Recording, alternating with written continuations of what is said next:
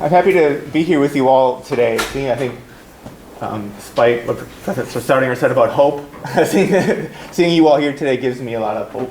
Actually, it makes me happy that you're here on a Friday to talk with me about these things. So, what I want to talk about is, I think, one of the great gifts of the environmental movement has been its ability to conceptualize the whole, or to give people a vision of a holistic perspective on society. And so I want to start actually where Professor Stardinger left off, I think, with despair, and and hopefully build a road to hope, because I think there's a history of that in the environmental movement.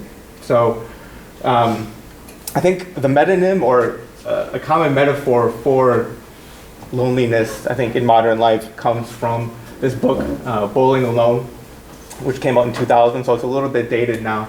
But in that book, Robert Putnam argues, and he has a lot of data to support him, that Americans are retreating from the public sphere. So I'll read it. It'll say, democracy depends on participation in civic affairs. At the end of the 20th century, Americans stopped joining civic organizations. As a result, a massive malaise set in, and Americans became more distrustful of their fellow citizens. We need to learn to reconnect with one another, right? And there's a lot of data that he shows. He uses bowling and the decline in bowling league participation as a metaphor for the decline of participation in all kinds of other civic organizations, right? So he talks about PTA attendance, church attendance, the rise in television screens, and that's how old this book is, because he's talking about television screens rather than other types of screens. And there's all kinds of other data in there, decline in charitable giving. The answer to the question from 1952 to 1998, do you think your neighbors are honest and moral people?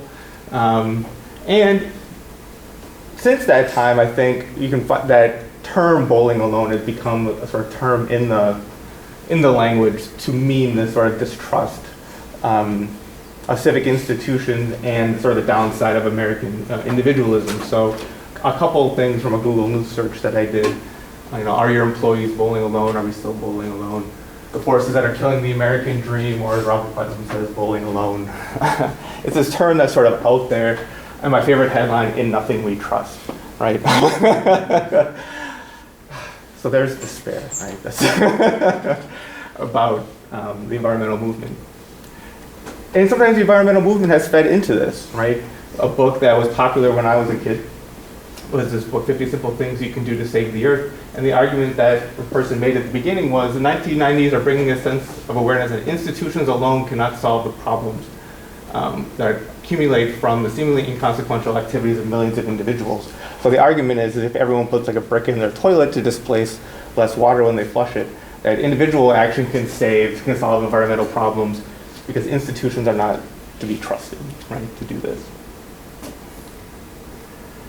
And when we see headlines like this, of course, it's easy to see where the distrust of institutions manifests itself. This is an article from this week, last week, I guess, of FEMA officials being accused of taking bribes in the wake of Hurricane Katrina. Right? So if our institutions can't even solve something like hurricane cleanup, to what degree are they to be trusted? Right? And yet, the thing that gives me a bit of hope is that the one counterexample in the book Bowling Alone is environmental organizations.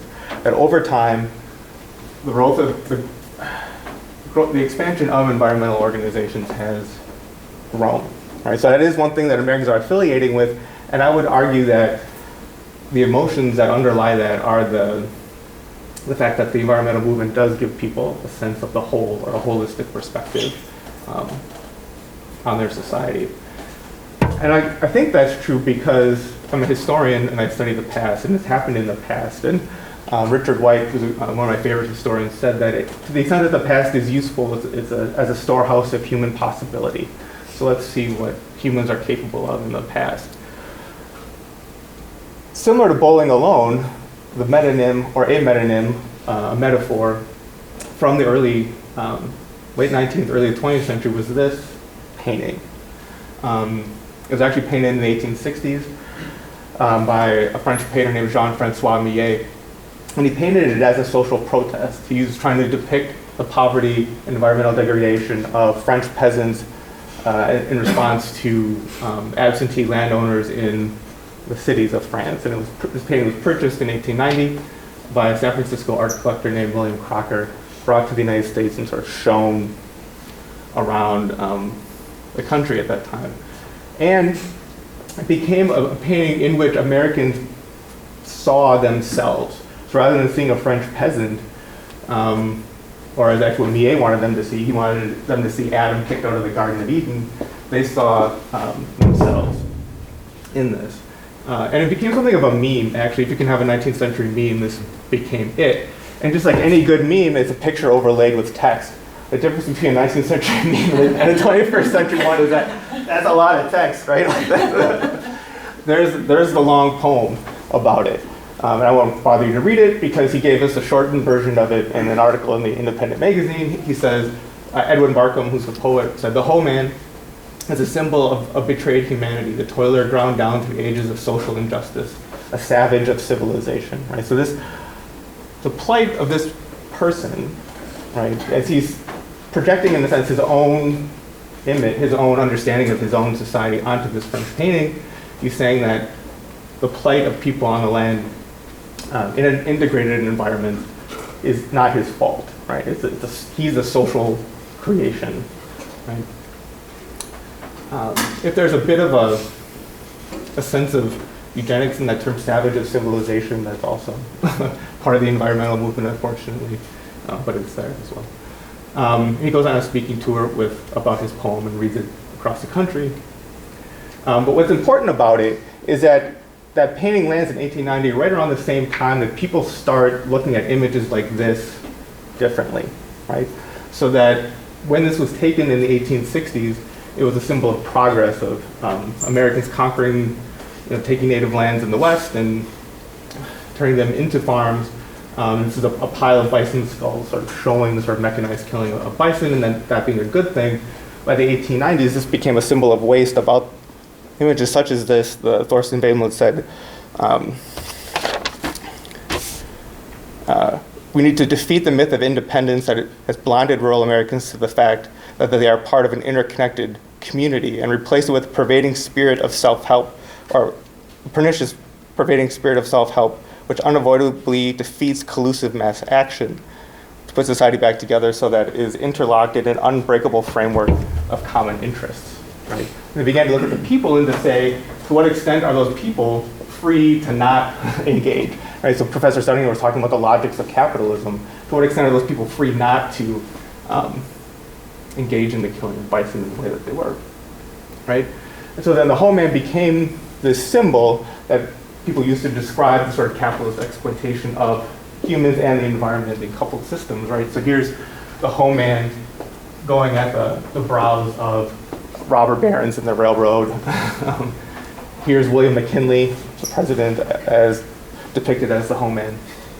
And here's the whole man solving the problems of urban environments and that sort of thing. So it became this sort of touchstone that sort of started to permeate the culture in the turn of the 20th century. It was also used as a counterexample. This is, in a sense, a response to sort of showing the nobility of rural life and that sort of thing. It continues to have certain resonances. Here's a contemporary allusion to that, saying, why does this poet just leave me alone? And then another one from the 1990s during the farm crisis of the Reagan era of small family farms being overrun by corporate interests. So it's something that has lingered in the consciousness. But what's important to me about this, anyways, is that it started to also make it be a way for then social scientists and conservationists in the early 19th century or late 19th century to start to argue about the social implications for individual behavior and the ways in which society should reorient itself to help individuals out, right? So that Jane Addams, the famous settlement house pioneer, in her book 20 Years at Hull House, writes that the whole man is the defacement of the image of God. Millet's laborer with his back bent, never to stand erect, in the true figure of a man, is, of course, the realm of gloom to which society should not go. And again, this is the social relationship between the individuals and society is changing at this moment. Similarly, the short story writer Hamlin Garland, in writing about his story called Up the Coulee, about La Crosse, Wisconsin, in which he's trying to show, it's a good story if you want to read it, a poor farm in La Crosse, Wisconsin, and its exploitation and sort of the hard scrabble life on that is really a reflection of the exploitation from the cities, and that this idea of poor people and poor land being coupled together. And so he talks about the man with the hoe there. And this sentence here, I see the plains and the smoke and the plow and the stony hearted ground, that kind of thing. That is actually a direct quote from Millet when he was trying to explain his painting to his Parisian audience. So here, this is actually a direct allusion to the man with the hoe painting. And then Willa Cather, when she's writing My Antonia, actually lived at Millet's cottage, had become sort of like a writer's retreat, and she lived at his cottage when she was coming up with the novel My Antonia. And she actually writes My Antonia in many ways as the inverse of the man with the hoe, right? That she's a battered woman, not a lovely girl, but still has that something which fires the imagination, sort of showing the spirit that still lived in the countryside.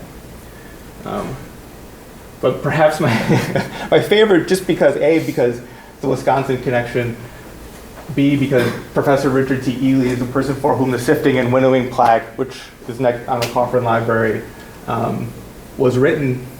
But also this sort of, I guess, banal way in which this idea of the social implications of individual behavior started to percolate through the culture is that in the most popular textbook of 1920, he makes reference to this. He says that economics is not concerned with the individual hoe man. Rather, the social need and not the individual profit is the objective point of the science.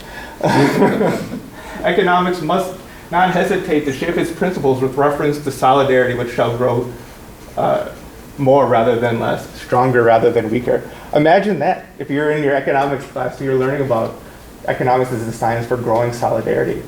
To me, that's remarkable. And so when I see that graph, I'm actually filled with hope, because in the past, the environmental movement has been a source for solidarity, and it means to articulate it in ways that are very commonplace, like an economics textbook. And perhaps it could do so again. Thanks.